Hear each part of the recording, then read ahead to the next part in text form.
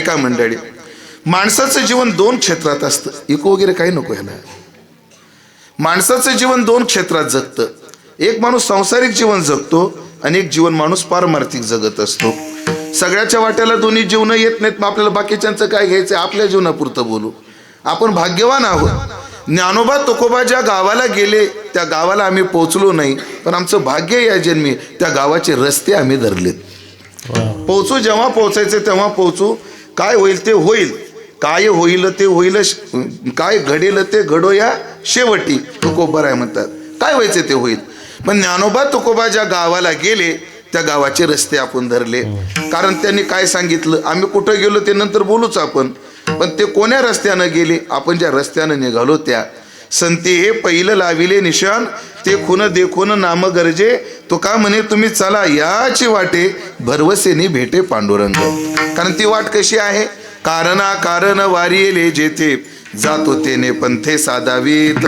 कार्य आणि कारण सगळं निवारण करून ज्या वाटेनं चाललं जातं त्या वाटेनं सगळ्याला मी हाका मारत चाललोय. चला चला ही वाट गोमटी वैकुंठाशी जाता, रामकृष्ण कथा दिंडी ध्वजा. हे की नाही, म्हणजे आपण वाट धरली चांगली, पोहोचू तेव्हा पोहोचू. पण 2 प्रकारचं जीवन आहे, सांसारिक जीवन आणि पारमार्थिक जीवन. संसारातही माणूस सफल झाला पाहिजे, संपन्न झाला पाहिजे. आणि माणसाचा परमार्थ सफल असला पाहिजे. संसार कसा पाहिजे, संपन्न. आणि परमार्थ कसा पाहिजे, सफल. आणि या दोन्हीतलं एकच घ्यायचं ठरलं मग परमार्थ सफल झाला पाहिजे, एवढं म्हणावं लागेल. पण मला असं वाटतं संसार संपन्न असणं आणि अपेक्षा असणं गैर नाहीये. मला खायला चांगलं भेटणं हे वाईट थोडीच आहे. कबीर महाराजांनी तर अशी बाई सारून देवाशी भांडणं केलेत. असं कवाली ठेक्यात भांडण आहे ते सुंदर म्हणू काय थोडस. कबीर महाराज म्हणतात, जुरू देना तो अच्छी देना. खाण्यापासून सुरुवात करू, बायको लई लगेच झालं चालू. हा, खाना देना तो अच्छा देना, देना शिरापुरी.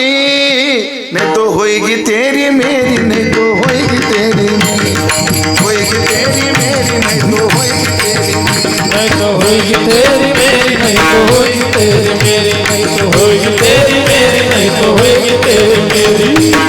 कपड़ा देना तो अच्छा देना. तुम्ही अच्छा देना तेवढा स्वर लावा. कपड़ा देना तो अच्छा देना, अच्छा देना, देना भरजरी, भरजरी. नहीं तो होएगी तेरी मेरी, होएगी तेरी मेरी, नहीं तो होएगी तेरी मेरी, नहीं तो होएगी तेरी, नहीं तो होएगी तेरी मेरी, नहीं तो होएगी तेरी मेरी, नहीं तो होएगी तेरी मेरी, नहीं तो होएगी तेरी मेरी. बायको काय मागत नाही मी बस. कपडा देना तो अच्छा देना. देवा द्यायचा ना कपडा चांगला दे. देना भरजरी, नाही तो होईगी तेरी मेरी. देवा तुला खायला द्यायचं असेल ना मस्त दे. देना शिरापुरी, नाही तो होईगी तेरी मेरी. पाहिजे महाराज, हे जीवनामध्ये जगण्याकरता पाहिजे. किती पाहिजे हे चुकीचं आहे. अपेक्षा फाजील अपेक्षा चुकीच्या आहेत, पण पाहिजे हे निश्चित आहे. सकाळीच दादा आम्ही चिंतन केलं, बापाच्या संपत्तीवर मजा करायची असते, माज करायचा नसतो. बापाच्या संपत्तीवर काय करायची, मजा करायची, पण काय करायचं नाही, माज करायचा नाही. तसं ज्ञानोबा तुकोबाच्या जीवावर मजा करायची, माज नाही करायचा. माज नाही करायचा. म्हणून केलं पाहिजे, व्यवस्थित जगलं पाहिजे. संसार संपन्न असला पाहिजे, पण संपन्न संसारामध्ये परमार्थही सफल असला पाहिजे. ऐका, संपन्न संसार करण्याकरता काय करावं लागतं. संसार संपन्न होण्याकरता कष्ट करावे लागतात. कष्टाला पर्याय संसारातही नाही आणि कष्टाला पर्याय परमार्थातही नाही. कारण शब्द दोन्हीकडे कसे आहेत, सायासे करीसी प्रपंच दिननिशी. साया शब्द संसारात बी आहे आणि देव तीही बडे धरीला सायासे, इकडेही साया शब्द आहे. फक्त एवढे, संसारातल्या सायासाला कष्ट म्हणतात आणि परमार्थातल्या सायासाला साधना म्हणतात. पण सायास आहेच, कष्टाशिवाय नाही. संसारात कोणालाच काहीच फुकट भेटत नाही. परस्पराला भ्रम आहे. ह्याला वाटतं ह्याला फुकटचं भेटलं, ह्यांना वाटतं ह्यांना फुकटचं भेटलं आणि सगळ्याला वाटतं महाराज लोकाला फुकटचं भेटत. मुळीच नाही. एवढी थंडी आहे, पण कीर्तन झाल्यावर आमचा पटका काढून बघायचा, अख्खा घामानं भिजलाय. आमचा घामाचा पैसा आहे हो. हा, आणि खरंच आहे महाराज, फुकट नाही. और काल सकाळी कीर्तन केले सुरतला, काल सकाळी सुरत, काल रात्री नाशिक, आज दुपारी कुकाना, आता इथं, सकाळी नरशी, उद्या संध्याकाळी परत वावी. म्हणजे फुकट आहे का? नाही महाराज, गाडी किती भारी, बसा बरं त्याच्यात, मग कळतं.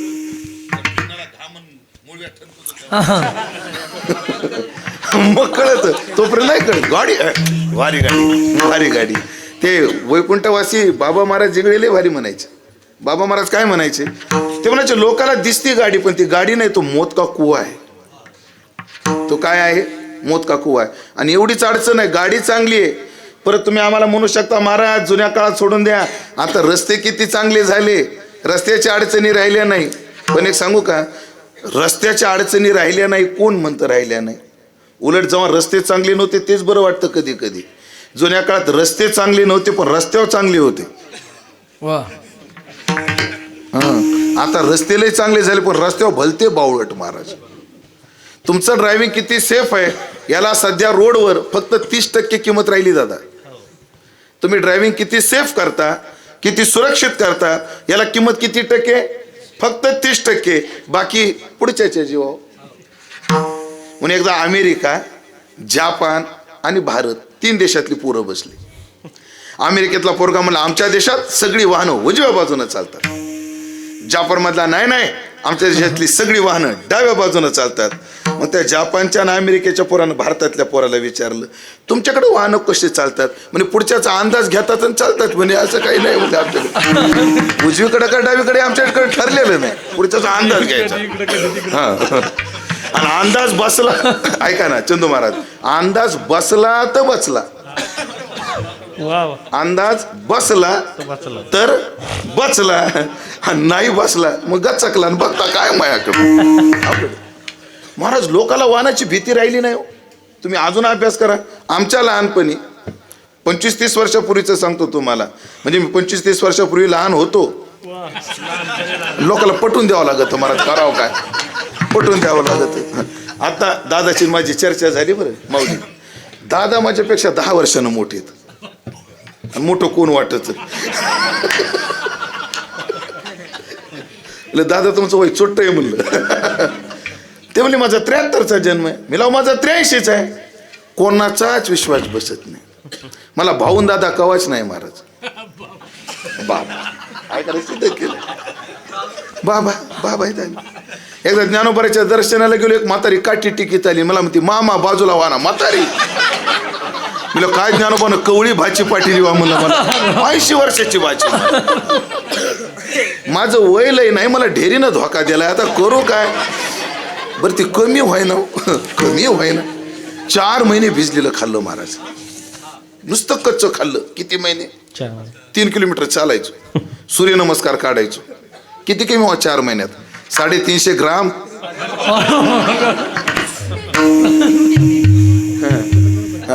कलाकार कलेने वाढतात, आम्ही किलोनं वाढतो. असा फरक आहे तुमच्यात नाट्यात.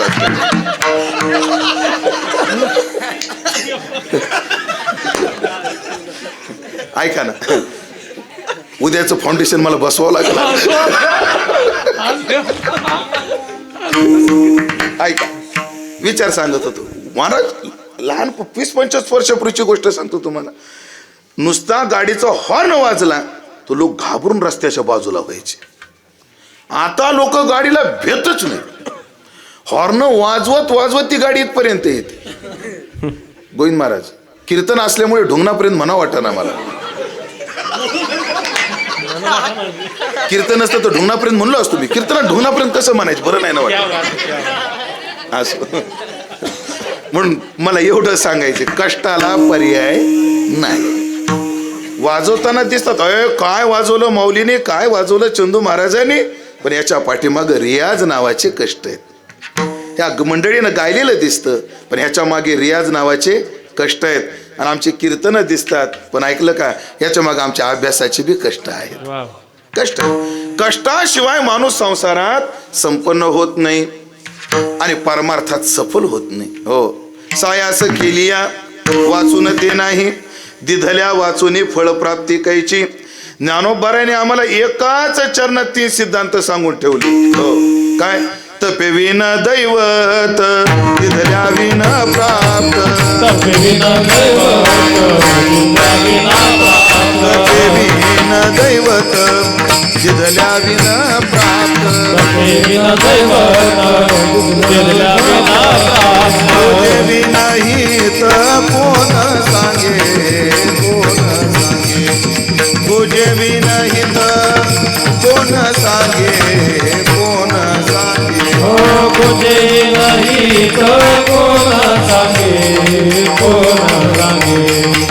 तुझे नाही तर कोण सांगे, कोण आपल्या प्रस्तावनेला एवढं चरण लय काफी, लय पूर्ण आहे. तपाशिवाय दैवत नाही, दिदल्याशिवाय काही मिळत नाही, आणि हे 2 गुरुशिवाय कोणी सांगत नाही. हे सिद्धांत आहे जीवनामधले, हे कोणी सांगत नाही. सांगण्याचं तात्पर्य संसार कष्टाशिवाय पूर्ण होत नाही. पण जर माझ्याच बोलण्याचं मी एका शब्दाकरता खंडन करणार आहे. कष्टाशिवाय संसार संपन्न होत नाही, पण कष्टानेच संसार संपन्न होत नाही. कष्टाशिवाय होत नाही, पण कष्टानंच होत नाही. मग संसारातल्या कष्टाला प्रारब्धानं साथ द्यावी लागते. हो. व्यवसाय निमित्त बळ देतसे संचित, भाग्याचे निभडसे उद्यमाचे निमिसे. संपत्ती जाता पैसे घररी घे. माणसाला संसारातल्या कष्टाला प्रारब्धानं साथ द्यावी लागते. आपल्यातली उदाहरणं सांगायची जर ठरली, 2-2 हजार बोल येतात, पण हरिपाठ ठेक्यात येईना. 10-5 ठेकेन, 5-7 चक्रधारण, 5-7 मुकडे, एवढ्या महाराष्ट्र गाजवायला लागले. त्याचं कारण काय महाराज? प्रारब्ध. प्रारब्ध म्हणजे आम्हाला 4 कीर्तन करून आपलं काय म्हणून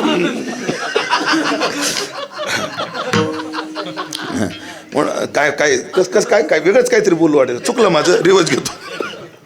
प्रारब्ध असतं ज्याचं त्याचं. आणि इकडं पहा, कोणावर कुंथून आणि कोणावर गुतून, कोणात गुतून, कोणावर कुंथायचं नाही, कोणात गुतायचंही नाही. काय काय लोक वाटतं ह्याच्या संगतीत गेलो आमचं चांगलं होईल, त्याच्या संगतीत गेलो चांगलं होईल, त्याच्यात गाडी बसू, ह्याच्या गाडीत बसू. काही नसतं ते, काही नसतं. ज्याचे त्याचे स्टार असतात. अहो महाराज, आपले स्टार चांगल्याचं घरी येऊन पडतं. हो, अशी उदाहरणं. बैठकीत बसा, मी पटवून देतो तुम्हाला. हिंडायचीच गरज नाही. अशी काही माणसं आहेत कीर्तन करत नाहीत. एक तर कीर्तनात जातच नाहीत, गेलं तर कीर्तन करीतच नाहीत, केलं तर 10 मिनिटं बोलतात. हो, आणि एवढा ढीग लागतो झालं. अशा गोष्टी आहेत. प्रारब्ध, अन्न मान धन हे तो प्रारब्ध आधीनं. आणि ज्ञानोबा तुकोबाच्या अनुयायाचा ह्याच्यावर ठाम विश्वास पाहिजे, याच्यावर ठाम विश्वास पाहिजे. चला, बस झालं संसाराच्या क्षेत्रातलं. प्रारब्धानं काय द्यावी लागते? साथ द्यावी लागते. तशी परमार्थात आहे ना, परमार्थातल्या साधनेला कृपेने साथ द्यावी लागते. गुरुकृपा व्हावी लागते महाराज, गुरुकृपा व्हावी लागते. प्रसिद्धी मिळणं प्रारब्धाचा भाग आहे, पण कला अवगत होणं हा कृपेचा भाग आहे. कला अवगत कोणाला होते? ज्याच्यावर गुरुची काय झाली? कृपा झाली. हो, इकडं पहा, यश मिळेल न मिळेल प्रारब्धावर सोडा, पण कला आपल्याला काय झाली पाहिजे? अवगत झाली पाहिजे. हा मात्र कृपेचा विषय. नाहीतर अशी काही माणसं आहेत, जर पुढे बोलणार आहे आपण त्या विषयात, आता नको तू पेपर फोडायला लगेच. परमार्थ कृपेने पूर्ण होतो. परमार्थामध्ये 4 प्रकारच्या कृपेचा विचार शास्त्रानं केला. कोणत्या कोणत्या आहेत? आत्मकृपा, शास्त्रकृपा, तिसरी देवकृपा, संतकृपा. फक्त देवकृपा आणि संतकृपा काही साधकाच्या जीवनात आधी देवाची कृपा आहे, मग संतांची कृपा आहे, नामदेव आहे. आणि काही साधकाच्या जीवनात आधी संतांची कृपा आहे, मग देवाची कृपा आहे. वाल्याचं उदाहरण याला घ्या. म्हणून काहीच्या जीवनात आधी क्रम कोणता असेल तो भाग निराळा. निराळा बाई फोडणीत हळद टाकती का वरून उकळत आल्यावर हळद टाकती रंग येण्याकरता, ती तिची पद्धत आहे. फोडणी टाकायची का शिस्तानं टाकायची, ही जिची तिची पद्धत आहे. पण वर्णाला रंग येण्याकरता हळद लागते, तेवढंच निश्चित आहे. हे तेवढंच निश्चित आहे. मग 4 कृपा. पहिली आहे आत्मकृपा. आत्मकृपा म्हणजे काय? आपल्या मनानं आपल्यावर कृपा करावी लागते. परमार्थ करण्याकरता काय? मन. थंडी किती असू द्या, पाऊस किती असू द्या, ऊन किती असू द्या, फक्त मनानं ठरवलं पाहिजे. ही कृपा सगळ्यांवर होत नाही महाराज सहजासहजी. हा ते तुकोबाईचं प्रमाण आहे, नरदेह निधान लागली हाती, उत्तम उत्तम सार उत्तम गती, पुढे देवची होईल म्हणती ते होती, तरी का चित्ती न धरावी. फक्त चित्त ठरवत नाही की मी देव आहे, नाहीतर अवघड काहीच नाही, ठरवत नाही. कसं आहे, एका माणसाला घोडा घ्यायचा होता, मग तो सारंगखेड्याला गेला, दोंडाईचा सारंगखेड्याला. हो, तिथं चांगले घोडे मिळतात. जसं नाही आळंदीला चांगले कीर्तनकार भेटतात तसं. आता कोणते मार्केटिंग कोणत्या गोष्टीचं आपलं तिथं चांगले काय भेटतात, घोडे भेटतात. एक गिऱ्हाईक गेलं आणि ऐकलं का, गुरुजी आपल्यातला आपल्या दोघात असे 2 घोडे होते. हा, एक उमदच्या उमद होतं आणि एक गोगमायासारखं मरतुकडं होतं. भलं उमदच्या उमद घोडं आणि एक मरतुकडं घोडं. त्या व्यापाऱ्याला विचारलं गिऱ्हाईकानं, का रे हे उमद घोडं कितीला? म्हणले 10,000ला. आणि मरतुकडं 40ला. म्हणलं एवढं उमद गाता ज्ञानेश्वरी वाचणार, वाऱ्या करणार 10ला. हे मरतुकडं फुकलं तरी उडून जाईल, हे 50ला. का रे हे घोडं एवढं उमद आहे ते 10,000ला आणि मरतुकडं 40-50 हजाराला, असं काय त्या घोड्यात? ते घोडं काय, व्यापारी काय म्हटला, महाराज साहेब हे घोडं दिसतं मरतुकडं पण एवढं चपळ आहे, यानं जर ठरवलं एका दिवसात पंढरपूर रिटर्न होतं म्हणले. ह्या घोड्यानं जर ठरवलं तर एका दिवसात काय होतं, पंढरपूर रिटर्न होतं. एवढं चपळ घोडे म्हणे. मग एवढं चपळ आहे तू विकतो का? मग एवढं चपळ आहे तर तू काय विकतो? ते म्हणे यानं ठरवलं तर एका दिवसात पंढरपूरला जाऊन येतो, पण याची काय अडचण आहे काय, ते तसं ठरवित नाही. ते तसं काय करीत नाही, ठरवित नाही. दृष्टांत कळाला, आता सिद्धांत कळायला सोपं येईल. पशुचे देह आणि माणसाचे देह याची तुलना जर केली ना आपण, तर आपला देह फार मरतुकडा आहे, माणसाचा देह फार मरतुकडा आहे. तुम्हाला 4-5 प्राण्यांची फक्त संगती लावून देतो. मुंगी एवढं आपल्याला काम होत नाही. मी फार छोटासा जीव घेतलाय, कोणती? मुंगी. मुंगी एवढं माणसाला काम होत नाही. मुंगी अर्धा तास झोपते, 22.5 तास 23.5 तास काम करते. मुंगीबद्दल काय सांगतात? मुंगी फक्त अर्धा तास झोपते आणि काम किती करते? 23.5 तास. ती दमत का नाही? मुंगीला फुफ्फुसच नाही. मुंगीला काय नाही, फुफ्फुस नाही. ते दम लागणं धाप लागणं काहीच नाही तिला. आणि मुंगीचं अजून एक वैशिष्ट्य सांगतात तज्ज्ञ, जीवशास्त्रज्ञ. मुंगी तिच्या वजनापेक्षा 50 पट वजन उचलू शकते. तिचं जे वजन आहे प्रॉपर, ती स्वतःच्या वजनापेक्षा किती? 50 पट वजन जास्त उचलते. मला सांगा, मग आपल्यापेक्षा मुंगीमध्ये कार्यक्षमता जास्त आहे का नाही? खाण्याच्या बाबतीत शेळीसारखी लुबरी जातच नाही, एखादच तर धरीत नाही. आपलं शेळी लय लुबरी शब्द आहे का तुझ्याकडे? लुबरी नाही, पण खाण्यात लुबरी म्हणजे अशी हावरट जात. ज्ञानोबाऱ्या सुद्धा खाण्याचा विषय आला की म्हणतात चरणे शेळी याची. हो, इतकं खाती जे समोर येईल ते खाती. पण एक तरी शेळी तुम्हाला मेडिकलवर दिसली का, दादा जरा हाजमोला दे, जरा काळं मीठ दे, थोडा वावा दे? बिलकुल नाही. आहे का? नाही. म्हणजे आपल्यापेक्षा शेळीची पचन क्षमता जास्त आहे. कोण्या रेड्याला हार्ट अटॅक आला असं ऐकलं का?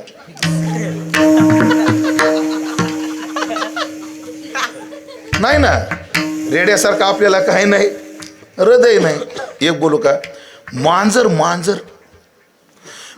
सारखी आपल्याला स्मृती नाही महाराज. मांजरीसारखी स्मृती नाही. मांजर किती पक्की आहे स्मृतीच्या बाबतीत. मांजर, हो, एका घरामध्ये एक बाई भांडे आपटायला लागली. नवऱ्याने विचारलं, तुला भांडे आपटायला काय झालं?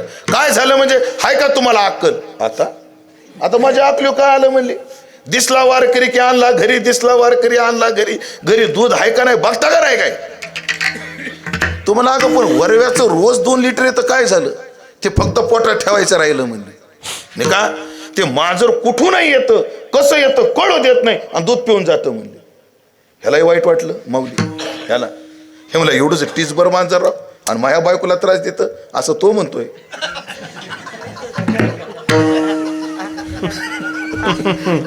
दृष्टांत चालेल तुम्ही म्हणजे गफलत करू नये म्हणून मी सावध करतोय फक्त. तरी अवधान ऐकले दिजे. पुढचं लक्ष देऊन ऐका माधवराव. आता टीचभर मांजर आणि माझ्या बायकोला टेन्शन देत.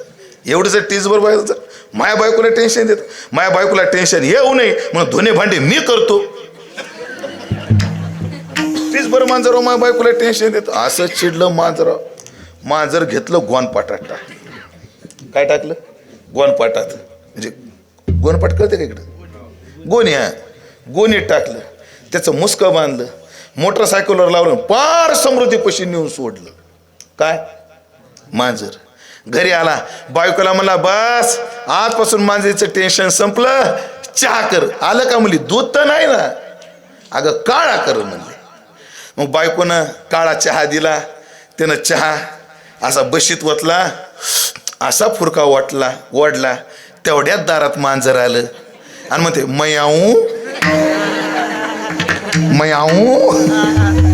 मैं घर में आऊ. आणि बघता काय आली न बघ आता काय मायाकडे. एकानं तर मांजर एवढी जंगलात नेऊन सोडली महाराज. एकानं एवढी जंगलात नेऊन सोडली. हेच घराला याचा रस्ता विसरला. एवढी खोल नेली. शेवटी मांजर पुढे केलं त्याच्या मागं मागं घरी आला. आता काय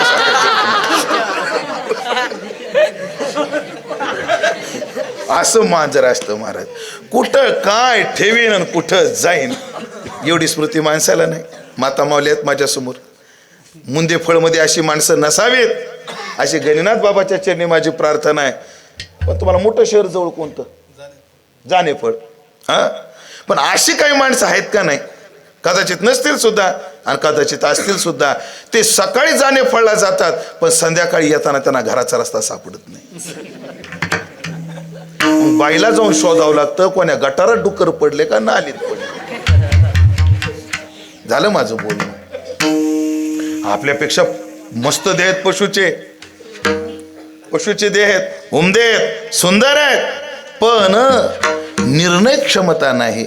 पण मनुष्याचा देह मरतुकडा आहे. हो. षड विकार षड वैरी मिळोनी.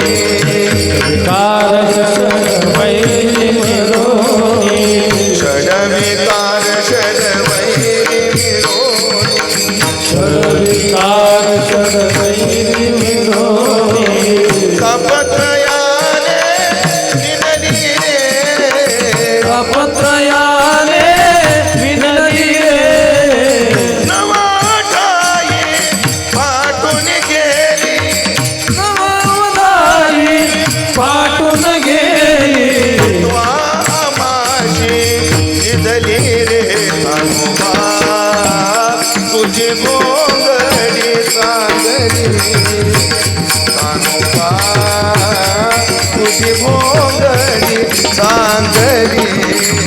हनुमा तुझी गोंगडी सांगली. हनुमा तुझी गोंगडी सांगली. आमाशी कादिली वागुन रे. आम्हाशी का दिली वागून रे. आमाशी कादिली वागुन रे.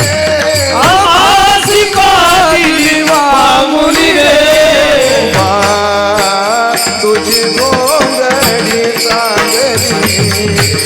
हनुमा तुझी गोंगडी सांगली. हनुमा तुझी गोंगडी सांगली. हनुमा तुझी गोंगडी सांगली. षड विकार षड वैरी मिळोनी तापत्रयाने विनरी रे.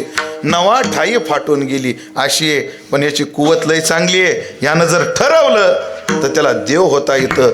अडचण एक आहे तो ठरवत नाही. का ठरवत नाही? मनाची कृपाच होत नाही. पण ज्याच्यावर झाली तो महात्मा काय म्हणतो, तेने कृपा केली आम्हावरी गा, म्हणवोनी आलो या दिशा म्हणवून आलो, नाहीतर होतो भुललो दिशा, पण या देशाला आलो. का आलो? त्याचं कारण आहे, मनोराजा एक देहपुरी. मन नावाचा राजा आहे. कोण्या नगरीचा आहे हो? नवद्वारे पुरे देही, नवद्वाराची असणारी ही देह नावाची पुरी, त्याच्यामध्ये मन काय आहे? राजा आहे. राजा म्हटलं, आता ती जुनी ज्या गोष्टी सांगायचे लोक, ते ठरलेला डाटा सुरुवातीचा. 8 पाट नगर होतं. त्या नगरात एक राजा राहत होता. राजाला 2 बायका, एक आवडती एक नावडती. जो सगळ्या गोष्टीचा डाटा ठरला. राजाला एका बायको भागत नाही. राजाला 2 बायका, तसं मनोराजा एक देहपुरी, असे नांदतो त्याशी दोघी नारी. त्या 2 कोण आहेत? एक आहे निवृत्ती आणि एक आहे प्रवृत्ती. एक निवृत्ती नावाची बायको आणि एक प्रवृत्ती नावाची. निवृत्ती म्हणजे काय? जीववृत्ती. जो विचार, जीववृत्ती आपल्याला संसाराकडून देवाकडे नेते, ती त्याग प्रधान निवृत्ती आहे. आणि जी देवाकडून भोगाकडे आणते, ती प्रवृत्ती आहे. हो, देवाकडून कुठे आणते? भोगाकडे, ती आहे प्रवृत्ती. आणि भोगाकडून देवाकडे नेते, ती कोण आहे? निवृत्ती. पण या राजाला 2 बायका आहे, प्रवृत्ती निवृत्ती, पण त्याची आवडती कोणती? प्रवृत्ती. रंगनाथ गुरुजीचे चिंतन आहे. वेदांत वागीश रंगनाथ गुरुजी म्हणायचे, निवृत्ती लग्नाची, प्रवृत्ती नंतरची. पण या मनाला प्रवृत्ती जास्त आवडती. म्हणे का? लग्नावालीपेक्षा लफडेवाली लाडकी असते म्हणायची. गुरुजीचं असंच वाक्य आहे अमृतानुभवामध्ये. माझ्याकडे बघूच नका तुम्ही, आहे ते मी तुम्हाला काढून देऊ शकतो. ते वाक्य रंगनाथ गुरुजीचं वाक्य आहे. की जास्त कोण आवडते? प्रवृत्ती. जीवाला देव जास्त आवडतो का संसार जास्त आवडतो? संसार जास्त आवडतो. कीर्तनाला येताना हळूहळू जमल असं जड पावलानं, कुठं? कीर्तनाला येताना. आणि घरी जाताना हळूहळू जड पावलानं जमल. कीर्तनाला येताना जड पावलानं मन येतं. आणि घरी जाताना आमच्या वैद्यबाबाची भाषा वापरतो. घरी कसं पळतं म्हणे? चिंग चिंग चिंगाट. चिंग चिंग झिंगाट नाही म्हणलो, चिंग चिंग शिंगाट पळत. शेतकरीत का माझ्यासमोर कोणी? सगळेच. आपल्या देशासमोर 3 संकट आहेत सध्या. किती? 3. पहिलं संकट आहे माणसाला कामं नाहीत, बेरोजगारी वाढली. पहिलं संकट काय? माणसाला कामं नाहीत. दुसरं संकट आहे कामाला माणसं नाहीत.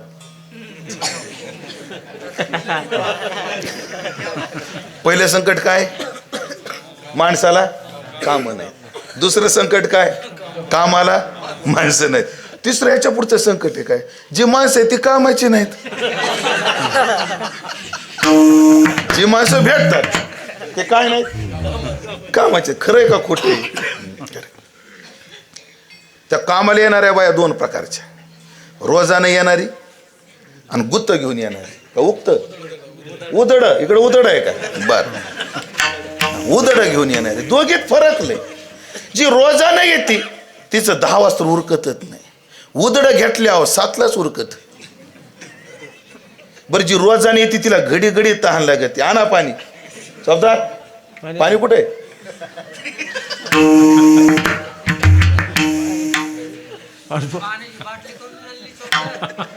रोजानं आल्यावर तहान लागते हो.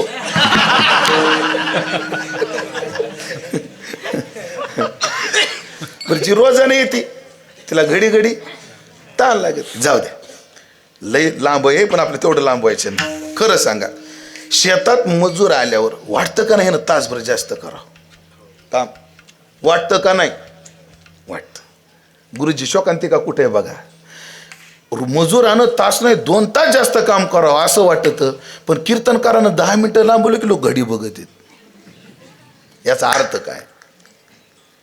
10 मिनिटं कथा लांबू द्या, 10 मिनिटं कीर्तन लांबू द्या, लगेच लोक गाड्याळी पाहतात. आणि मजुरानं जास्त काम करावं वाटत. बरं, ते बी रोजानं चाललेले. विनोदाचा भाग सोडा, पण गांभीर्य महाराज. माणसाला संसार आवडतो, परमार्थ नाही आवडत. जास्त मन माणसाचं कुठं पळतं? प्रवृत्तीकडे पळतं. निवृत्ती पळकडे पळत नाही. पण एखाद्या वेळेला त्यानं जर कृपा केली तर प्रवृत्ति ग्रासोनी कैसे निवृत्ति सी आगे प्रवृत्ति ग्रासोनी कैसे निवृत्ति प्रवृत्ति ग्रासोनी कैसे निवृत्ति प्रवृत्ति ग्रासोनी कैसे निवृत्ति मन हे राम धारे मन हे राम धारे मन हे राम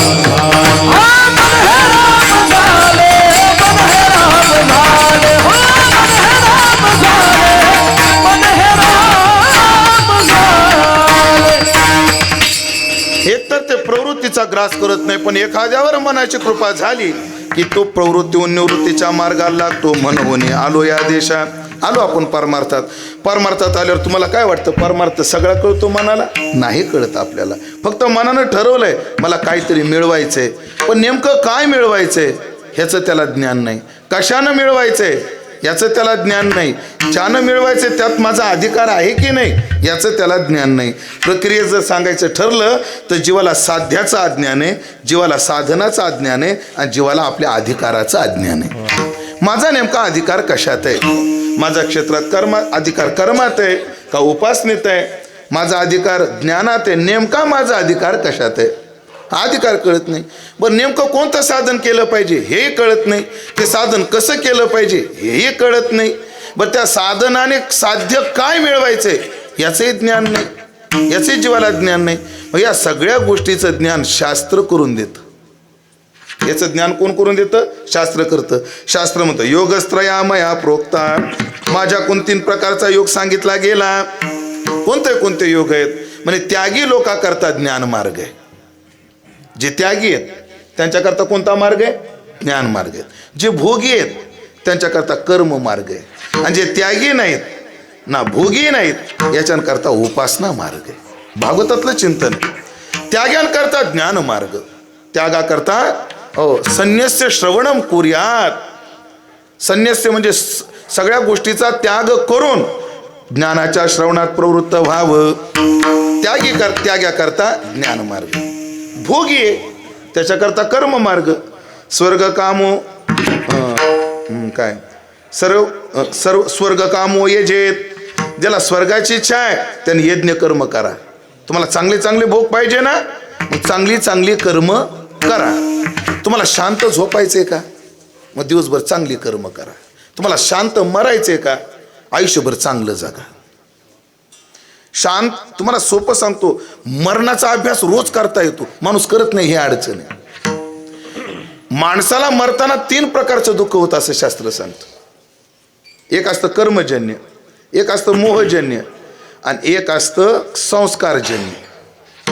संस्कारानं दुःख होतं मरताना, कर्म माणसाला दुःख देतं आणि मोह माणसाला दुःख देतो. सगळं सांगायला आपल्याला वेळ नाही, फक्त कर्माचं सांगतो. त्याला उदाहरण काय दिलंय?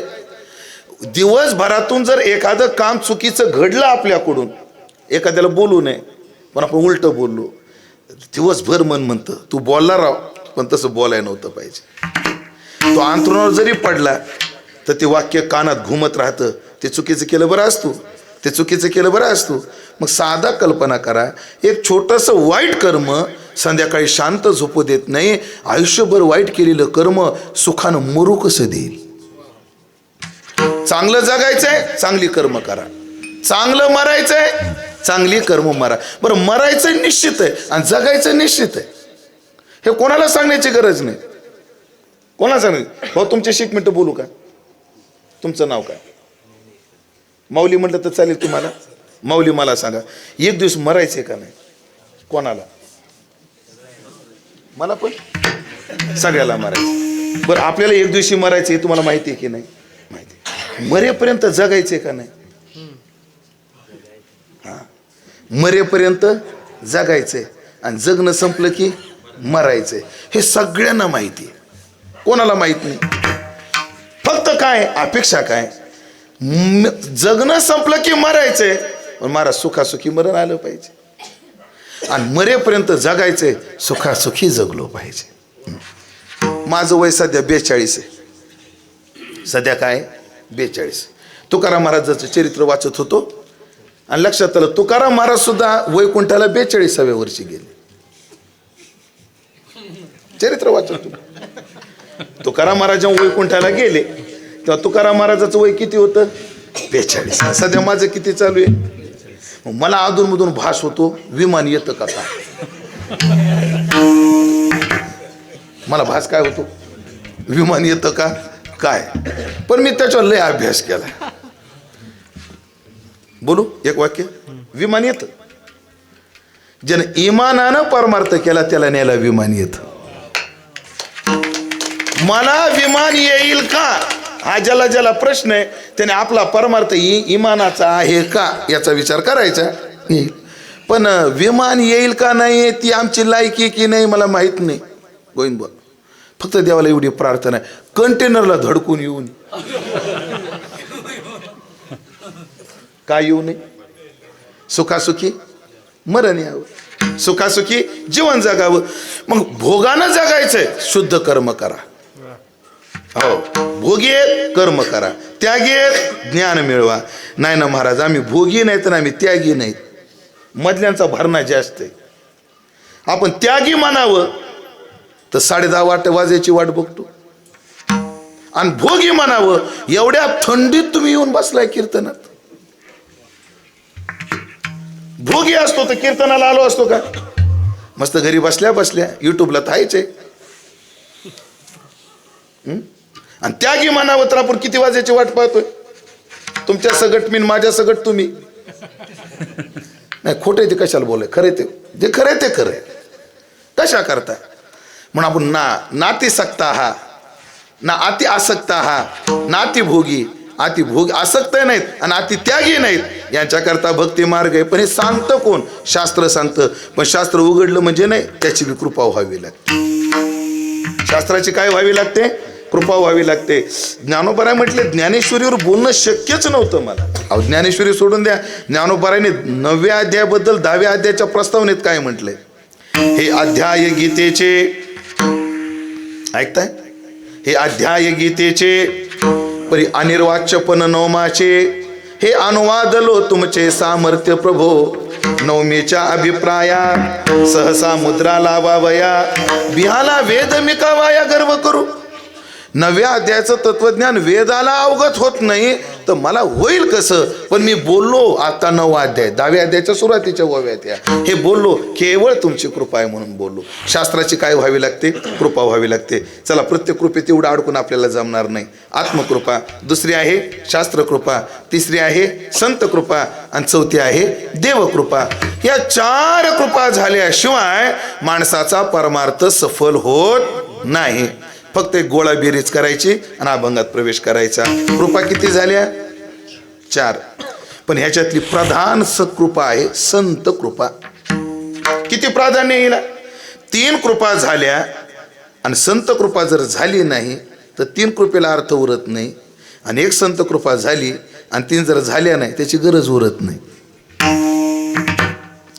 सिद्धांत कळाला? परत एकदा सांगतो. 3 कृपा झाल्या. आत्मकृपा झाली, शास्त्रकृपा झाली, पुन्हा देवकृपा झाली, पण संत कृपा झाली नाही. याला अर्थ उरत नाही. महाराज पटवून द्या. पटवून देतो. राजा भरतावर आत्मकृपा आहे पण देवप्राप्ती करता 3 जन्म लागले. का? संत कृपा नव्हती. आत्मकृपा आहे पण काय नाही? संत कृपा नाही. कोणाच्या जीवनात? राजा भरताच्या जीवनात. बघा ना महाराज साधने करता सर्व त्याग करून गेला आणि हरणात अडकला. हरिण लई वाईट. या हरणानं प्रत्येक युगात एकाची ना एकाची वाट लावली. एका युगात या हरणानं राजा भरताची वाट लावली. जड भरत राजा. याच हरणानं त्रेतायुगात सीतेची वाट लावली. नाडिली अशा मृगकांती सोनी. याच हरणानं कलियुगात सलमान खानची वाट लावली. अजून एक राहिले. आता याच हरणाने कितीतरी वाघाची शिकार केली. ते प्रमाणे दबक्या पावलानं आली. माझी मालकीनं झाली. पुढं काय हो? मला अभ्यास नाही तेवढा. पुढं काय रे पोरं? पुढं काय माहिती पण सांगा ना. तुला माहिती पण सांगा. पुरं जे ऑनलाईन अभ्यास झाला का तेव्हा तेव्हापासून हुशार हो का न हो पण चाबरे नक्की झालेले.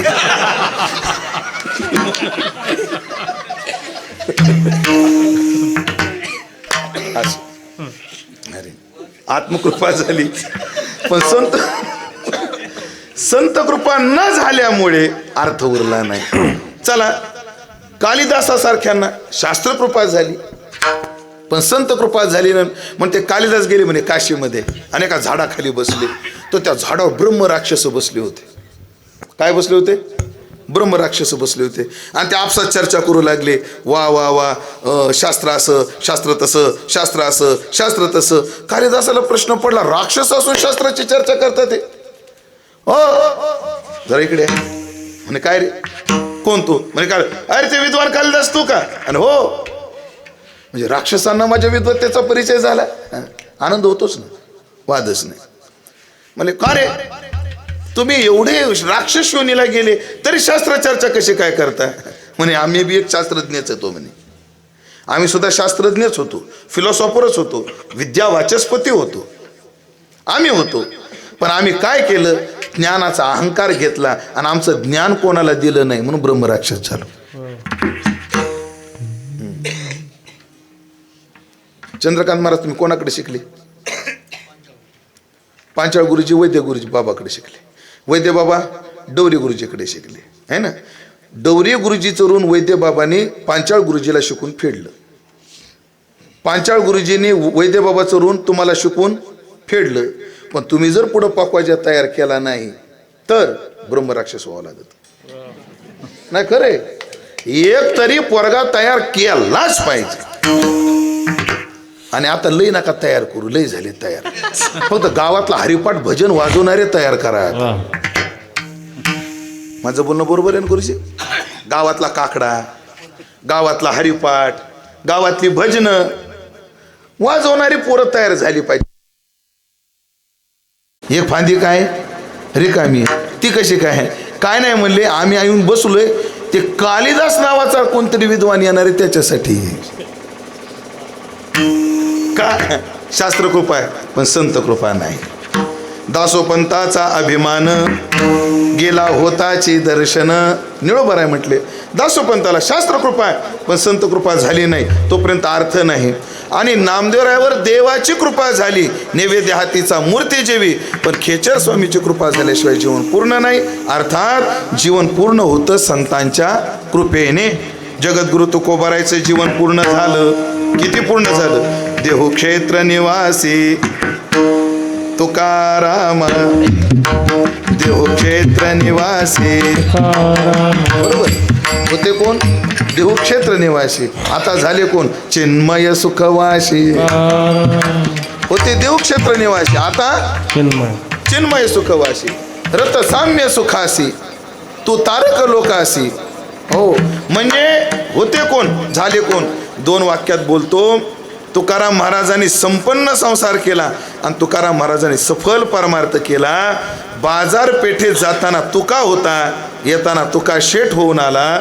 डोंगरावर जाताना तुका होता, येताना जगद्गुरु होऊनच आला. जगद्गुरु होऊन आला. मग ही जीवनात पूर्णता झाली ती ज्यांच्या कृपेने झाली त्यांच्याबद्दल कृतज्ञता पाहिजे. माणसाने एक जरी अक्षर कोणाकडे शिकलं ना, खास करून विद्यार्थ्यांकरता सांगतो, कारण मी तुमच्यातलाच एक विद्यार्थी आहे. फक्त आपल्या वयात अंतर आहे, नाहीतर आपला आश्रम एक आहे. एक जरी अक्षर आपण एखाद्या गुरुकडून शिकलो त्याच्याबद्दल कृतज्ञ राहिलं पाहिजे. जगात कृतज्ञतेसारखं पापच नाही. गुरुजी तुम्हाला नंतर नाव सांगतो. मी शेखर महाराजाला विचारलं, म्हणजे गुरु महाराज ते एवढे मोठे विद्वान आहेत, वक्तृत्वाचं अंग आहे, म्हणायचं अंग आहे, परंपरा आहे, पर्सनॅलिटी आहे, तरी त्यांची महाराष्ट्रात प्रसिद्धी का नाही? नाव नंतर सांगतो तुम्हाला. फार मोठं नाव, फार मोठं नाव, पण प्रसिद्धी नाही. का नाही? शेखर महाराज सांगितलं. म्हणजे एका वाक्यात सांगू का? ते ज्या गुरुकडे शिकले त्यांनाच नाव ठेवले त्यांनी, त्या पापामुळे त्यांना प्रसिद्धी नाही. जे असतील ते गुरु स्वाभिमानाने नाव घेतलं पाहिजे आपल्या गुरुचं. एक तरी शब्द शिकलो ना आपण त्यांच्याकडून. तुम्हाला मी माझं सांगतो. मी शाळेत शिकायला असताना आम्हाला हिंदी शिकवायला एक पिंपळे सर होते, आहेत अजून, ते वयोवृद्ध आहेत. गुरुजी मानोतला मी गेलो आणि ते रस्त्यानं कुठे दिसले मी उतरून त्यांचं दर्शन घेतो, कारण मला हिंदी विषय त्यांनी शिकवला आहे. एकदा ते आणि आमचे एक दुसरे इंग्रजी शिक्षक कादर सर मुस्लिम आहेत, त्यांच्या दुकानावर बसले होते, ते सिगरेट ओढत होते आणि मी गेलो. ते सिगरेट ओढत होते तरी मी त्यांच्या पाया पडलो, कारण त्यांच्याकडून आपण काहीतरी शिकलोय. मग जगात सगळ्यात मोठं पाप आहे कृतज्ञता. कथा सांगू 2 मिनिटात? लय मोठी कथा आहे पण करतो त्याला मी कॉम्प्रेस. महाभारतात कथा आली. कुठं? महाभारतात कथा आहे. महाभारतात अशी कथा आहे की एक हंस होता आणि तो हंस रोज राजवाड्यात यायचा आणि राजाला तत्वज्ञानाचे धडे शिकवायचा. कोण? राजहंस. कोणाला? राजाला. मोठा धार्मिक, पक्षाच्या योनीला होता पण मोठा धार्मिक होता. मागच्या युगामध्ये पशु सुद्धा धार्मिक होते, सध्याच्या युगात माणसं सुद्धा पशु झाले, पण धार्मिक होता. एकदा त्या जंगलातून, तो हंस ज्या जंगलात राहत होता, त्या जंगलातून एक माणूस चालला होता. दुपारची वेळ होती, मग झाडाच्या सावलीला झोपला. कोण? तो पांतस्थ. पण त्या राजहंसानं पाहिलं, मी ज्या झाडावर राहतो त्या झाडाच्या आश्रयाला हा पांतस्थ आलाय, पण ऊन चमकते त्याच्या तोंडावर. मग त्या राजहंसानं काय केलं, 2 पंख सरळ करून त्याच्यावर सावली धरली आणि ती सावली धरल्यामुळे त्या पांतस्थाला शांत झोप आली. किती शांत! ती मावशी झोपली तशी शांत झोप आली. कोणाला? त्या पांतस्थाला. अंधार पडल, ह्याला पुढे जायचंय का मुक्काम करायचा आहे कोणास ठाऊक. पुन्हा रात्र झाल्यावर खायची प्यायची व्यवस्था नाही, म्हणून त्या राजहंसानं त्या पांतस्थाला उठवलं. बाबा, रात्र झाली, पुढे जाणार आहे का? नाही म्हणले, बाबा थकलो मी, आज इथंच मुक्काम करतो. ठीक आहे करा म्हणे, मी काही फळं तोडून आणतो तुम्हाला देतो, पण मी पाणी आणू शकत नाही, मला हात नाही. पण एक आहे, मी तुम्हाला द्रोण करून देतो आणि पाणी कुठे ते दाखवतो. दिवस आहे तोपर्यंतच पाणी पिऊन घ्या आणि तुम्हाला पाहिजे तेवढं पाणी घेऊन या. त्या राजहंसाने एवढी व्यवस्था केली, पक्षी असून सुद्धा. कोणाची? त्या पांतस्थाची. सगळी व्यवस्था केली आणि सांगितलं, ऐकलं का, इथं हिंस्र पशु आहेत, इथं विचूकाडा आहे, हे जंगल आहे, पण तुम्ही काही काळजी करू नका, तुम्ही शांत झोपा. मला ज्याचा निर्वाह करणं शक्य आहे मी निर्वाह करेल, आणि जेव्हा मला शक्य नसेल तेव्हा मी तुम्हाला सावध करेल, तुम्ही शांत झोपा. एवढी व्यवस्था केली त्या राजहंसानं. कोणाची? त्या पांतस्थाची.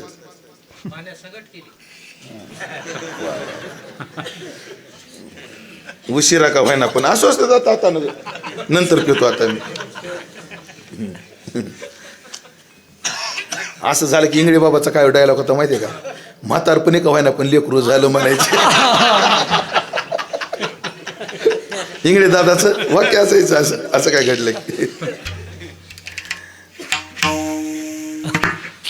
पांतस्थ सांगत होतो.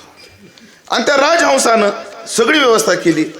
सकाळी तो उठला पांतस्थ, त्यानं विचार केला, जंगल आहे, पुढं काय भेटल न भेटल खायला. त्यानं राजहंसाला जवळ बोलवलं, त्याला धरलं, त्याची मुंडकी पिरकाळली.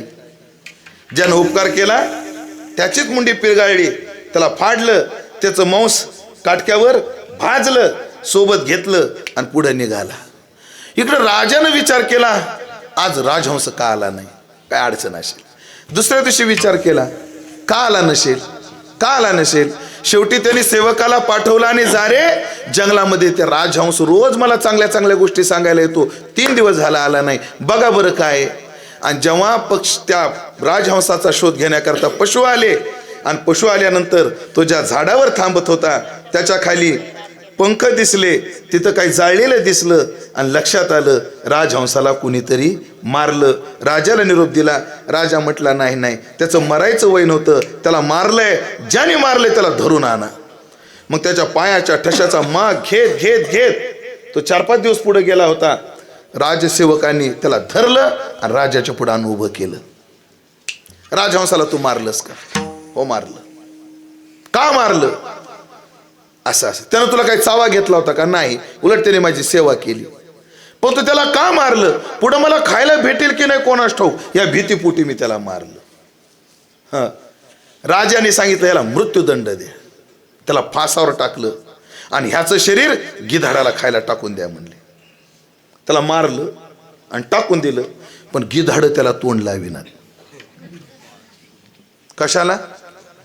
त्या शरीराला. गिधाडं तोंड लाविनात. त्याचं सडलं मांस लोकाला वास यायला लागला. महाराज हे काय करावं, लय घाण वास येतोय. मग राक्षस बोलवले. महाभारतात वर्णन आहे की सडकं मांस खातात म्हणून. राक्षस बोलवले. त्यांना सांगितलं. राक्षसाने सुद्धा तोंड लावलं नाही, कोल्या कुत्र्याने तोंड लावलं नाही, राक्षसानं तोंड लावलं नाही. राजानं विचारलं, अरे तुम्ही राक्षस आहेत, तुम्ही मेलेलं सडलेलं कुजलेलं खातं, याला तुम्ही का खात नाहीत? राक्षस म्हटले, महाराज आम्ही याला खाणार नाहीत. का? हा कृतज्ञ आहे, ह्याचं मांस खाल्लं ना आमची बुद्धी कृतज्ञ झाली तर. उपकाराची जाण न ठेवणाऱ्याला राक्षस सुद्धा किंमत देत नाही. महाभारतात कथा आहे. अजून एक कथा आहे, ही 2च मिनिटात सांगतो. लयच गोड कथा आहे महाराज. ही विद्यार्थ्याला शिकवल्या पाहिजे महाराज या कथा. सध्या एवढं कठीण होत चाललंय महाराज. ज्यांच्याकडे जेतीचा कृपा लाई जे वरू आणि ते त्याचे मने व्यभिचारू. हो, एकाला गुरुचं नाव सांगत नाहीत लवकर. हो, मोठ्या मोठ्या गुरुचे सांगते. हा, प्राथमिक आपलं थोडस होतं त्यांच्याकडे. आमचं सगळं भवानी शंकरकडे झाले. हा, आणि खरं तर तिथं फक्त जाऊन आलेली असते. सुरेश दादाचं नाव देवा केले भारी बोले. आता तुम्ही पोट भरते हिने जे वाजवायला शिकवले त्याच्यावर नाव दुसऱ्याच. एक कॅमेऱ्याने तर लय मोकळ्या मनाने बोललो असतो मी. अवघड आहे. नसावं महाराजास, नसावास, बिलकुल नसावं. एकाला विचारलं, पकवाच कुठे शिकला? काय नाही, डबा वाजित नाही.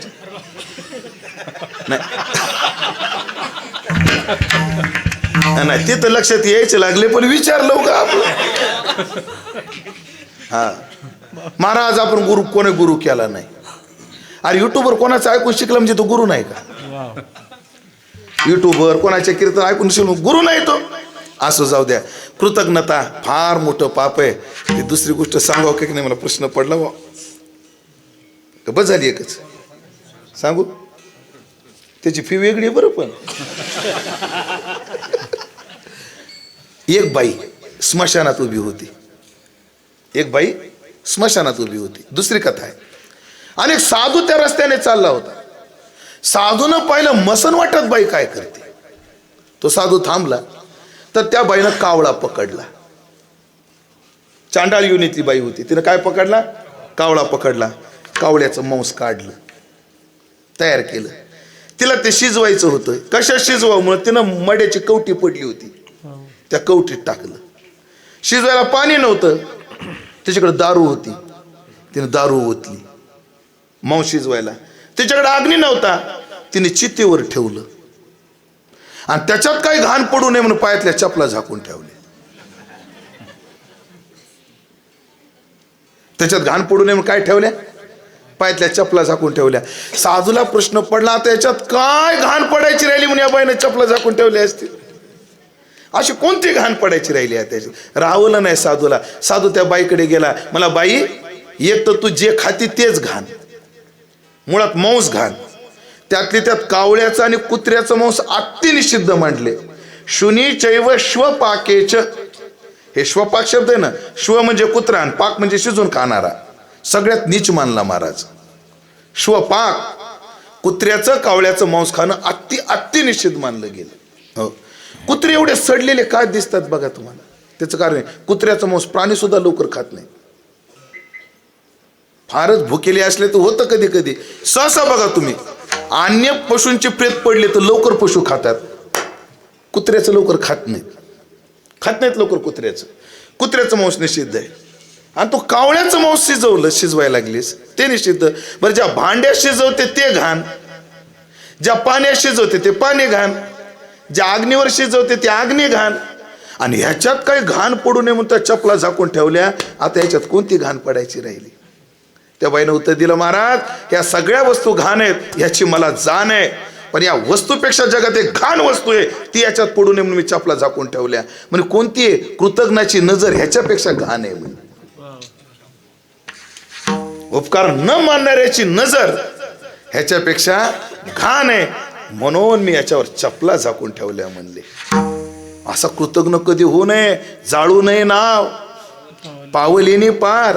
तिथं भाव वेगळा आहे, मागील आधार भोवतांचा भाव वेगळा आहे, पण कृतज्ञ होऊ नये. मग तुकोबाराने विचार केला, आज या संतांमुळे हा तुका या अवस्थेला आला, पण कोणामुळे आला? केवळ तुमच्यामुळे आलो. मग त्या संतांजवळ कृतज्ञताची बुद्धी तुकोबाराय अभंगाच्या दुसऱ्या चरणात तुम्ही संती कृपा केली,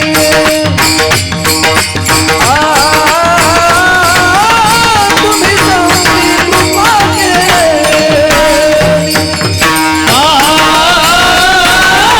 तुम्ही संती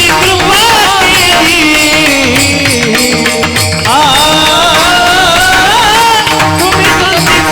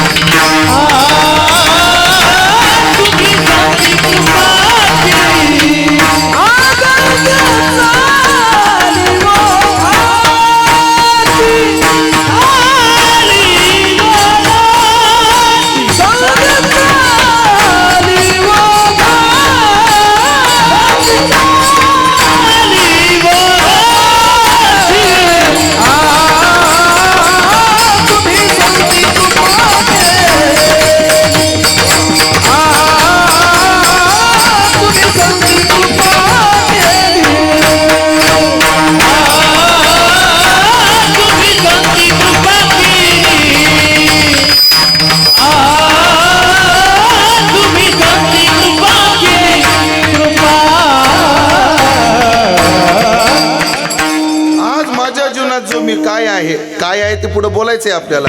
पण संती तुम्ही कृपा केली म्हणून, जर तुम्ही जर कृपा केली नसती तर सहज मी लॉकडाऊनमध्ये गावाकडे गेलो. लॉकडाऊनमध्ये सगळेच गावाकडे गेले, मी बी होतो. मग आमचे वर्गमित्र म्हणले आपण शाळेच्या मैदानावर भेटू. हो, सोशल डिस्टन्स गेट टुगेदर झालं आमचं, सगळे बसले. मग आता मी मुस्लिम बहुल भागातला आहे. मग मी माझ्या मित्राला विचारलं, इर्शाद तू क्या करता? इर्शाद त्याचं नाव. तो क्या करता? कुछ नहीं महाराज, मोबाइल के कवरा बेचता. बोले फारूक तू क्या करता? बोले मौजा बेचता. हाँ फारूक मौजा बेचता म्हणजे केळी. म्हणलं मनसब तू? कोणी आबू की पानपट्टी चला रहो. बोले इलियास तू? अपना भांगार का धंदा नहीं क्या महाराज ते को मालूम? वो चालू आहे. बोले म्हणजे दत्ता तू काय करतो? मग टेलरच्या हाताखाली काम आलाय.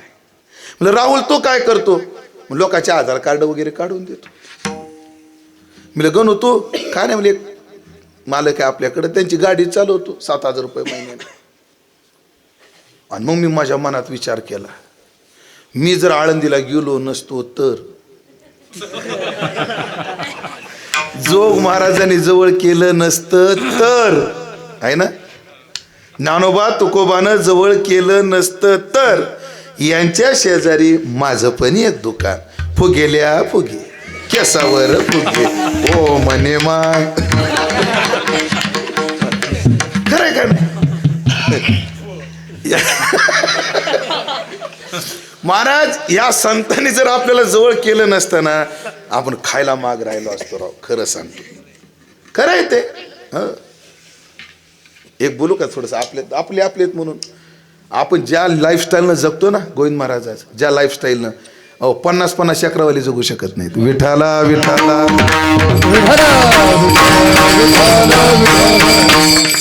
नाही जगू शकत. आणि सगळी मजा कोणाची? ज्ञानोबा तुकोबाची. आपल्या ध्यानात ठेवा. म्हणून पुन्हा त्या वाक्यावर येतो, मजा करू पण माज नाही करायचं. मजा करू. तुम्ही संत कृपा केली, तुम्ही माझ्यावर कृपा केली संतांनी, म्हणून आम्ही या जागेवर येतात, म्हणून इथं आहेत. नाहीतरी असतो मेलो. पण कशी केली? गंगे चाली ओघाची. त्याच्या 3 ओव्या सांगायच्या आणि 8 तास घ्यायचे. 8 तासावर आलंय आता. किती ओव्या सांगणार? 3 ओव्याचे 3 भाव सांगणार. 3 चरण म्हणणार सुद्धा नाही. पण चारी कोपरे काढून द्या ना सगळे. हा गंगे चाली ओघाची. गंगा जशी ओघावर कृपा करते, चाल शब्दाचा अर्थ पद्धत. गंगा ओघावर ज्या पद्धतीने कृपा करते तशी तुम्ही कृपा केली. आता गंगेची पहिली पद्धत काय? फेडित पाप ताप, ओखित तिरीचे पादप, समुद्रा जाय आप गंगेचे जैसे. या ओवीतले 2 टप्पे फार महत्वाचे आहेत. पापताप फेडते, तिरीच्या पादपांना पुष्ट करते, पण समुद्राकडे जायचं विसरत नाही. तशी संतांची पद्धत आहे. ते लोकांना परमार्थाला लावतात पण स्वतः परमार्थापासून विचलित होत नाही. राजा भरताने हरणाचं रक्षण केलं पण स्वतःच्या परमार्थाची वाट लावली महाराज. स्वतःच्या परमार्थाची काय लागली? वाट लागली. डोंगरेजी महाराज या प्रसंगात काय म्हटले? रामायणात डोंगरेजी महाराज, आपलं भागवतात डोंगरेजी महाराज म्हणतात, ऐसा परोपकार किस काम का जो हमारे ही साधना में विघ्न डाले. हा परोपकार तरी काय कामाचा? हो, दुसऱ्याला नीट, दुसऱ्याचा उद्धार करण्याच्या नादात स्वतः डबऱ्यात गेला ना. गुरुवर्य शांतीब्रह्म कुरेकर बाबाचा दृष्टांत. 2 बिवडे दारू प्यायला मेहकरला गेले. काय एवढ्या लांब जायची गरज नाही. गावातच आहे. काय भाग्यवान गाव आहे. कीर्तना लोक असो का नसो, दुकान आहे. पण नाही, आज जर आपल्याला दृष्टांत सांगण्यासाठी कुठे गेले? मेकरला गेले. फुल डाउनलोड झाली. एवढे डाउनलोड झाली, एकही केबी शिल्लक नाही. डाउनलोड, फुल डाउनलोड, एकही केबी शिल्लक नाही. MBB नाही, GB तर सोडूनच दे. जेवढी हार्ड डिस्क आहे तेवढी फुल केली. फुल केली टच. त्यातला एक नवा होता, एक जुना होता माझा. आणि निघाले. मी कोण पहिला स्टॉप कोणता? आपलीकडे यायला साबऱ्याजवळ आले. एकानं ते चालत चालत गाडी भेटली नाही, पाय पाय निघाले होते. एकानं शर्ट काढला ते जुन्यानं, येतो वडील जे जे करी ती तया नाम धर्म ठेवा. त्यानं काढलं म्हणून ह्यानंही काढला. पुढचा स्टॉप नायगाव आले. एकानं बनेर काढून टाकली. मार्ग दावणी गेली आधी.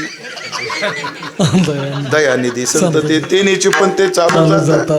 याने बनेर काढली. पुढे मोसंबीवाडीला आले. एकानं काढली पॅन्ट. यानं काढल्यामुळे पुढे गेले त्यांचा शोधित मार. चला जाऊ माग घेता. याने पॅन्ट काढून टाकली. पार हे गाव कोणतं मोठं? जानेफळ. जानेफळ सोडलं. जानेफळ सोडलं. त्या मोठ्याने एकानं अंडर पॅन्ट बी काढून टाकली. उघडे परब्रह्म सद्गुरूची नेनो ब्रह्म मार्ग चुकले उघडे. अंडर पॅन्ट काढली. आणि पार गावाच्या जवळ आल्यावर हे दुसरं होतं ना नावाट. त्यानं पाहिलं. अय म्हणलं अक्कल रे तुला, उजडायची येळे. बाया माणसं रस्ते वाचतात आणि असा नागडा जातो काय म्हणला? मला लई येत नाही बरं, मला येत नाही जास्त. समजलं का नाही म्हणले तुला? हा आता काय घालू म्हणे? कपडे तर टाकून दिले मी. त्याला थांब, माझी अंडर पॅन्ट देतो. मग ह्यानं याची अंडर पॅन्ट काढून दिली. पुढचं लक्षात येते का नाही काय माहित तुमच्या आता? अरे त्याला झाकण्याच्या नादात तू उघडा पडला याची वाट काय? तसं दुसऱ्याला चांगलं शिकवायच्या नादात हे बिघडलं याची वाट काय? पण गंगा तसं नाही करत. गंगा सगळ्यांना पुष्ट करते पण समुद्रात जाय. तसे साधू महाराज सगळ्यांना परोपकार करतात, शिकवतात, पण आपल्या ध्येयापासून कधी विचलित होत नाहीत. ही साधूची कृपा करायची पहिली पद्धत. दुसरी पद्धत आता काना. दुसरी पद्धत काय? हो, आगा वरसे भरले, पाणी पाठी पाय देत आले, ते गंगे काय म्हणितले परतेसर. गंगा जेव्हा वाहते, इकडे गावाजवळ एखादी नदी आहे तुमच्याकडे? कोणती? अरे पेनगंगा आहे. वा, मोठी पेनगंगा आहे. पेनगंगेमध्ये जेव्हा गावाचे गटार जातात तेव्हा ती गंगा इंटरव्ह्यू घेते का? आला एखादा, ए नाला तू कुठून आला? ए नाला तू कुठून आला? म्हणे वारकऱ्याच्या गलीतून आला. चल ये. ए नाली, मेल फिमेल त्याच्यात बी नाला नाली. प्रत्येकात मेल फिमेल आहे का नाही? सगळ्यात आहे का नाही?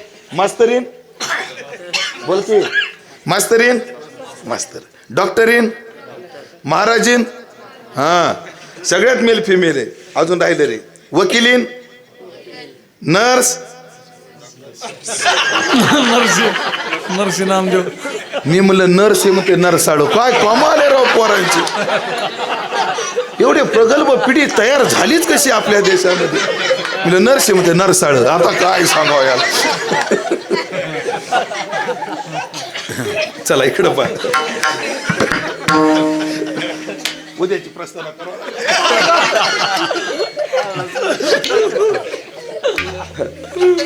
तसं नाला नाली, हा नाही. ए नाली तू कुठून आली म्हणे खाटकाच्या गेले. चला व्हाय माग गंगा अशी म्हणते का?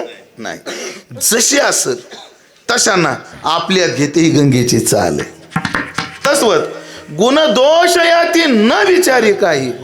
तसं संती तुम्ही कृपा केली, माझे गुण पाहिले नाही, माझे दोष पाहिले नाही, माझी जात पाहिली नाही, माझी पाक पाहिली नाही, तुम्ही मला आपलंसं केलं.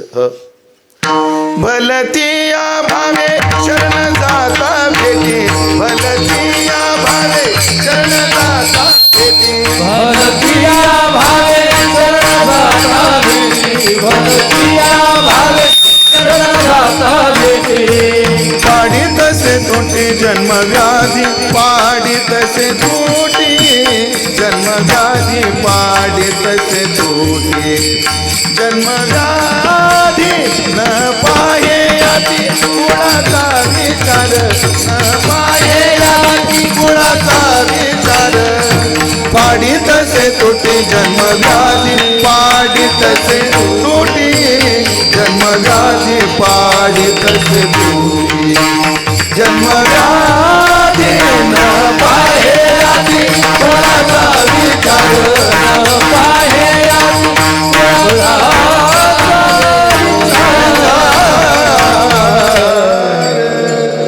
भलतिया भावे शरण जाता भेटी. कोणत्याही भावनेनं येऊ द्या, कोण्याही जातीचा येऊ द्या आणि कसा येऊ द्या, काही न पाहता संतांनो तुम्ही मला जवळ केलं. गंगे चाली ओघाची. आता गंगेची दुसरी एक ओळख आहे. काय ओळख आहे? ते गटार जेव्हा गंगेत येतं किती दिवसानं गंगारूप होतं? हा लगेच आहे का नाही? सरिता ओहळ ओघा, गंगे मिळवणी झाल्या गंगा, तवची ओहळ वाहळ, जवन पवती गंगा जळ, मग होणे ठाकती केवळ गंगा रूप. ज्ञानोबर आहे म्हणते गंगेत मिसळलं की लगेच ती त्या गटाराला गंगा करून टाकते बाबा. तद्वत त्या पद्धतीने तुम्ही माझ्यावर कृपा केली. माझी योग्यता नव्हती, तुम्ही जवळ केलं आणि कृपा कटाक्षाने हाळिले, आपले पदी बैसविले. आपणा क्षेपक प्रमाणे बरं दादा आहे, आपणा सारिखे करीती तात्काळ, नाही काळ वेळ तया लागे. पण निळो भरायचं असंच प्रमाणे, आपणा सारिखे करीती या ते कुळ नाही चित्ती. निळो भरायचं प्रमाणे सांगण्याचं तात्पर्य त्यांनी लगेच आम्हाला आपल्या योग्यतेचं केलं. ही गंगा जशी ओघावर कृपा करते तशी तुम्ही माझ्यावर कृपा केली. या दृष्टांतातला एकच भाव सांगायचा. भाव कोणता आहे? पण कोणतं गटार गंगा रूप होतं जे गंगेत मिसळतं ते. एकानं काय केलं माहिती का? गटार बाटलीत भरलं, गटार बाटलीवर पॅक बुचन लावलं आणि इंद्रायणीत 5 वर्ष ठेवलं. किती वर्ष? 5 वर्ष गंगेत ठेवलं. पण काय? गटार. आणि 5 वर्षाने त्या गटाराचं काय झालं हे पाहायला गेलं आणि ती बाटली काढली. गटार गटारच राहिलं. गटार गटार का झालं राहिलं? गटार गंगेत मिसळलं तर गंगारूप होईल ना. हो, मिसळलंच नाही. तसे बरेच लोक वारकरी संप्रदायाच्या गंगेत येतात पण मिसळत नाहीत आणि म्हणतात वारकरी संप्रदायात मजा नाही. आमच्या गुरुवारी राऊत बाबाच्या भाषेत बोलू द्या परवानगी मला, राऊत बाबाच्या भाषेत बोलायला. अरे लय मजा आहे, भाडव्या तू बुचन काढ. ते येतात बुचणं काढून आणि आरोप कोणावर करतात? संप्रदायावर. मजा आहे पण मिसळलं पाहिजे. मीठ खाणारी मुंगी आणि साखर खाणारी मुंगी. समुद्राच्या काठावर मीठ खाणाऱ्या मुंग्या, कारखान्यावर साखर खाणाऱ्या मुंग्या.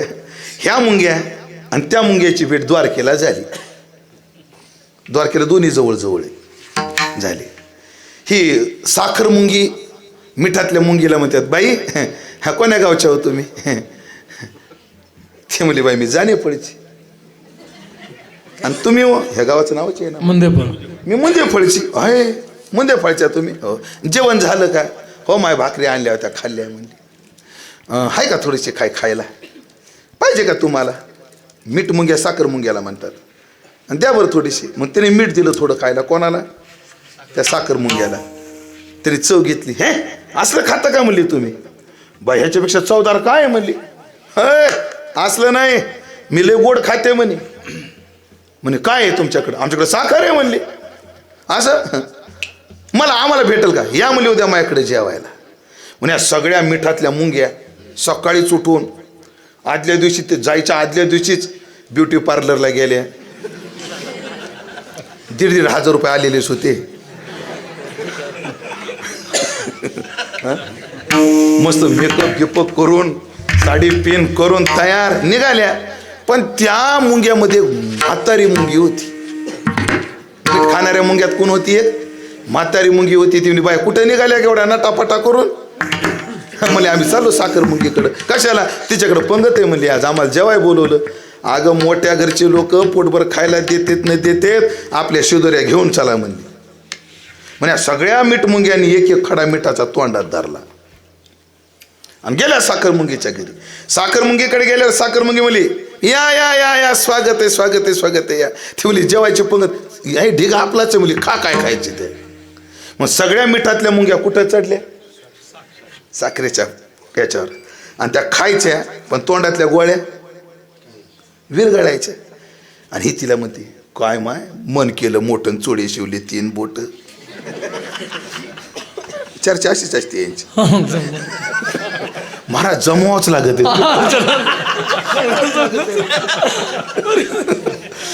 मार्केटमध्ये दुकान टिकवायचं, सगळा माल ठेवावा लागला. काय म्हणजे बाई एवढ्या भुसारखी मारू लागली आणि आपल्यात ह्याच्यात काय फरकच नाही. त्यांची कुजबुज या साखर मुंगीनं ऐकली. तरी का ग कसं काय वाटलं जेवण?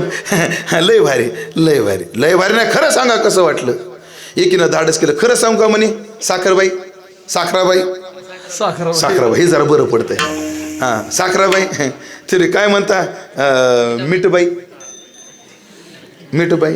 का खरडबाई म्हणून? खरडबाई. तुमच्या मनात तसं काहीच नाही. कोय त्याला मुकदमाचं ऐकावं लागत.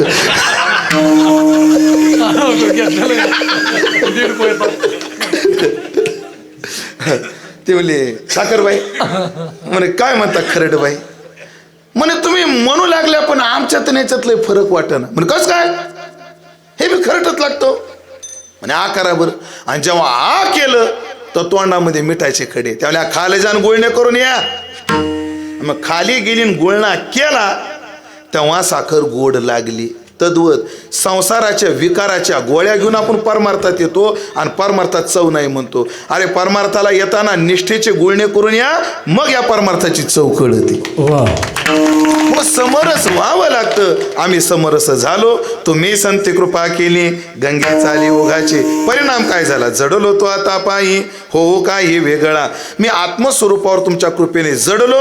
आता काही केल्या वेगळा होणार नाही. ही ज्ञाननिष्ठा. आणि सगुण निष्ठा काय आहे? देह जाऊ अथवा राहू, पांडुरंगी दृढ भाव, चरण न सोडी सर्वथा.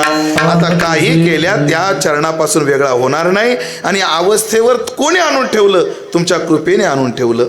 तुम्ही जर इथं आणून ठेवलं नसतं तर आमचं जीवन फार वाया गेलं होतं. म्हणून सांभाळिलो माय बापा, केलो तापा वेगळा. माय बापांनो तुम्ही मला सांभाळलं. तुम्ही संत माय बाप कृपावंत. माय बापासारखं तुम्ही सांभाळलं आणि मला संसाराच्या त्रिविध तापापासून मोकळं केलं. 3 प्रकारचे ताप शरीरात निर्माण होतं. जे दुःख निर्माण होतं ते आध्यात्मिक. शरीर इतर जीवापासून होतं ते आधी भौतिक. दैवाने आणि देवाच्या कोपानं होतं ते आधी दैविक. 3 प्रकारच्या तापापासून तुम्ही मला मोकळं केलं. काय सांगावं? आणि तुम्ही सगळ्या केलेल्या उपकाराबद्दल मला एकच वाटतं आता, ओरसे या जीवधारा, ओरसे या जीवधारा, ओरसे या जीवधारा.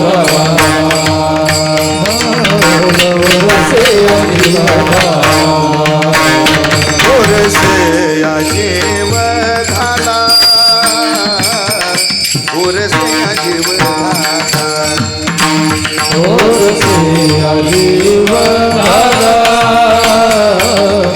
उरसे या जीव झाला ओरसे या जीव झाला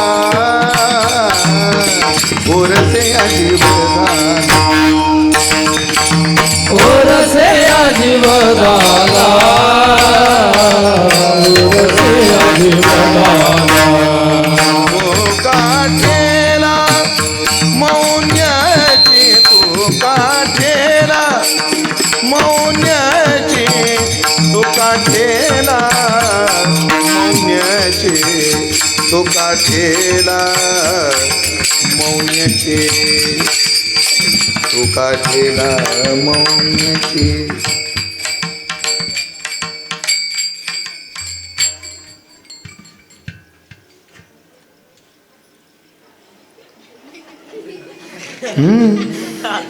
तुकाराम महाराज गप बसले आपल्याला बोलायला परवानगी आहे का विठोबार कुमाई ढोबार कुमारी बार कुमाई ढोबार कुमारी कुंडली कवरदा हो हो हो आज परमपूज्य परमादरणीय वेदांताचार्य उमेश बाबा दसरथे बाबांचे यजमान त्यांचे सौजन्य ज्यांना यजमानदात्यांनी घेतलेलं आहे त्यांनी हार घालण्यासाठी समोर यावं माऊली ज्ञानेश्वर महाराज की जगद्गुरु तुकाराम महाराज